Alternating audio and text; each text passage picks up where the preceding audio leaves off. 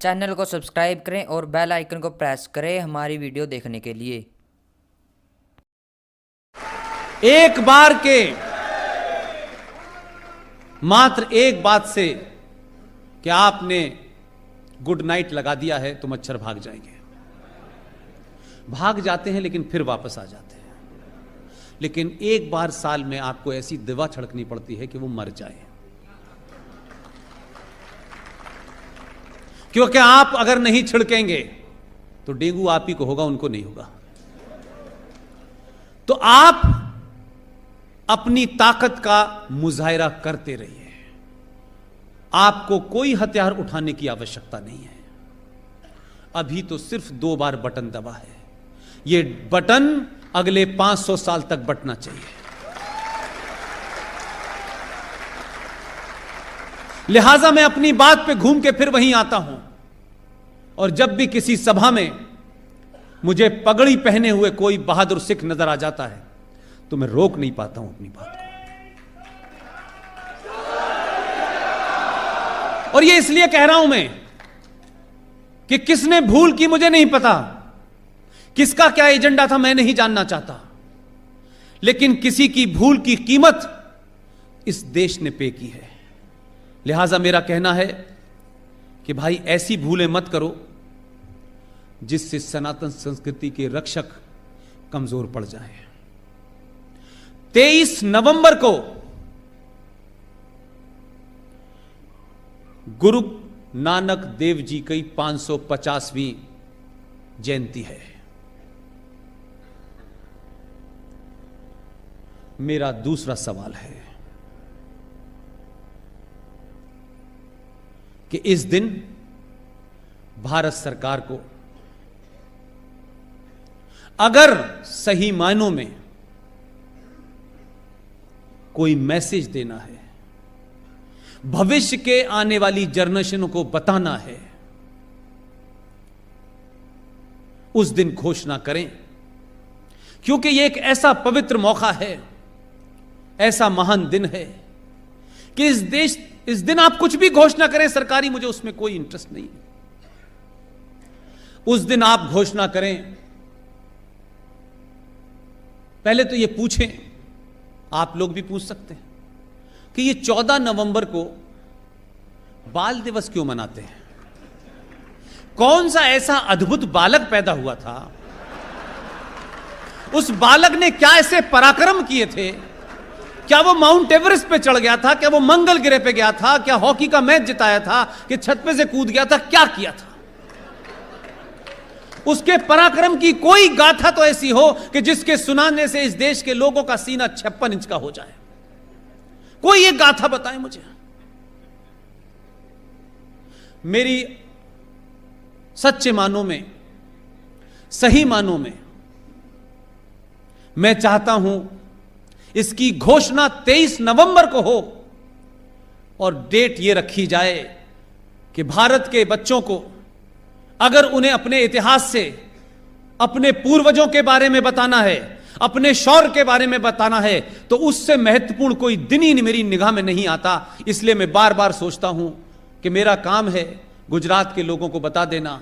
वो इंप्लीमेंट कैसे होगा वो काम आपका है। 13 नवंबर को जब आप 550वीं गुरु नानक देव जी की जयंती मनाएं, तो भारत में अगर बाल दिवस मनाना है तो 26 दिसंबर को मनाएं। 26 दिसंबर क्यों महत्वपूर्ण है? गुरु गोविंद सिंह के 4 पुत्र थे, 2 चमकौर के युद्ध में मारे गए, और 2 पुत्र, एक 6 साल का पुत्र साहबजादा जोरावर सिंह जिसकी उम्र 6 साल थी, जो 1699 में पैदा हुआ था, और दूसरा पुत्र साहबजादा फतेह सिंह जिसकी उम्र 9 साल थी। उस वक्त के मुगल बादशाह के हुक्म पर वजीर खान ने जब यह कहा, उन पुत्रों से कहा, तुम्हें इस्लाम कबूल करना पड़ेगा, इस्लाम कबूल कर लोगे तो जान बख्श दी जाएगी। उस घटना को पढ़िए, ये कोई मेरी लिखी हुई किताब नहीं है। जरा गोल्डन टेंपल भी जाइए। उन दोनों पुत्रों ने, एक 6 साल के जोरावर सिंह ने और 9 साल के फतेह सिंह ने, उस वजीर खां की आंख में आंख डाल के कहा, मैं वाहे गुरु के अलावा किसी को नहीं मानता।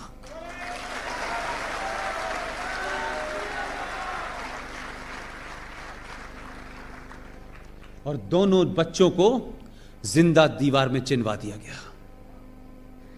दोनों बच्चों ने, जब तक उनके नाक के ऊपर तक ईंटें नहीं रखी गई, न उससे पहले न उसके बाद उनके रोने की एक आवाज नहीं आई। यह कृत्य किया गया और 26 दिसंबर को दोनों की मृत्यु हो गई। उनकी दादी माता गुर्जरी को जब यह खबर मिली, उनका देहांत हो गया। अगर इतिहास की भूलों को और कुछ राजनीतिक दलों ने, जिन्होंने सनातन संस्कृति के लिए अपने बच्चों को कश्मीर में शहीद कर दिया, जिन्होंने शीशगंज के साहब जो गुरुद्वारा बना है लाल किले के सामने, वहां अपने सर कटा लिए, उनके दोनों बच्चों ने इस्लाम कबूल करने से मना करने के बाद 26 तारीख को जान दे दी। क्या यह नहीं होता कि 26 दिसंबर को अगर बहादुरी की कोई गाथा है तो बच्चों को 26 दिसंबर को बाल दिवस मनाना चाहिए।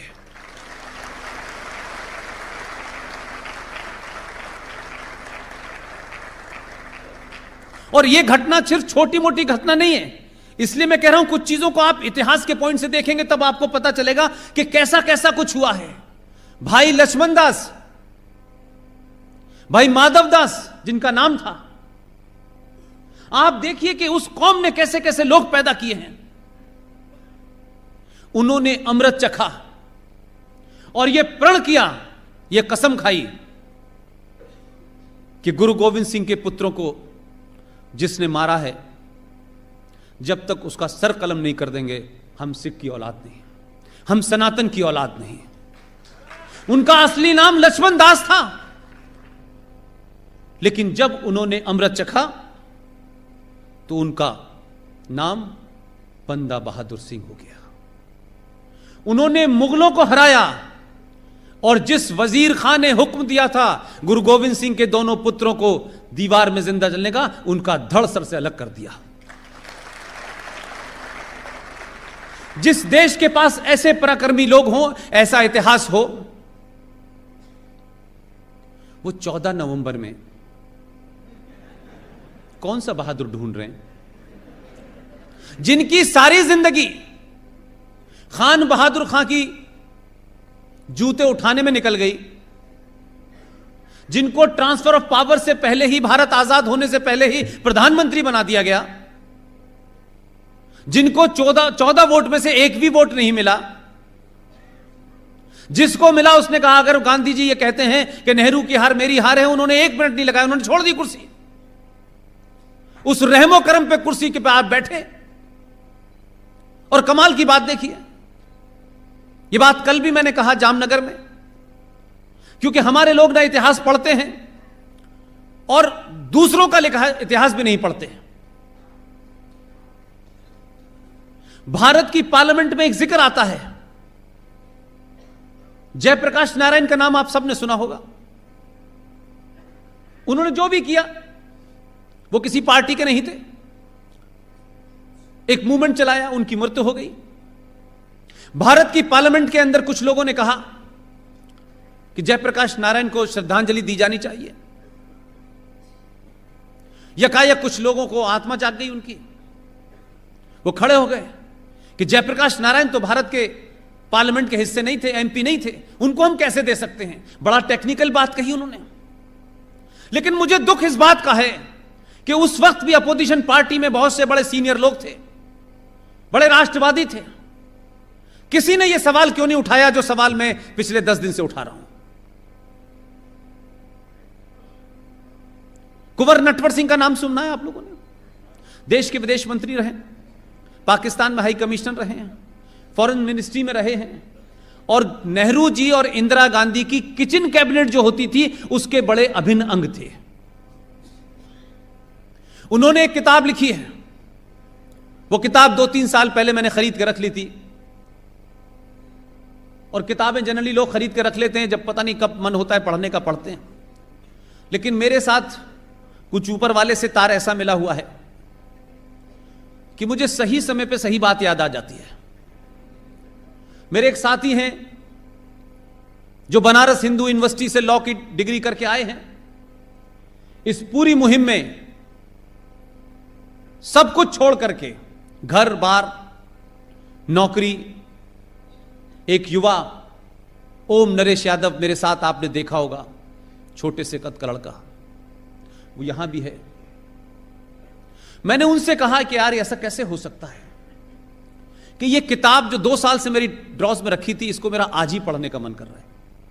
और मैंने रास्ते भर वो किताब पढ़ी, जितना मुझे पढ़ना था मेरे मतलब की बात मिल गई। आप सबको पता होगा, इतिहास में लिखा है, और अगर राष्ट्रवादियों को यह कहने में चिंता होती है कि जब वो ये बात कहेंगे तो थोड़ा सा बहुत ठीक बात नहीं है, उनके लिए मैं आसान कर देता हूं। नटवर सिंह की किताब है, उस किताब का नाम है one life is not enough. ये तो बात उन्होंने सच कही कि सच बोलने के लिए एक जीवन काफी नहीं है, लेकिन उन्होंने इसी जीवन में कुछ सच बोल दिया है। उनकी किताब पेज नंबर 42 पे एक घटना लिखी हुई है। उसे पढ़ने के बाद मैं घंटों यह सोचता रहा कि क्या हमारे देश में सच में लोग इतने बेगाने हैं। उसके पेज नंबर 42 पर क्या लिखा हुआ है, इसलिए कोई शब्द मेरा नहीं है, आप हंस सकते हैं। लॉर्ड माउंटबेटन का नाम सुना ही होगा आपने,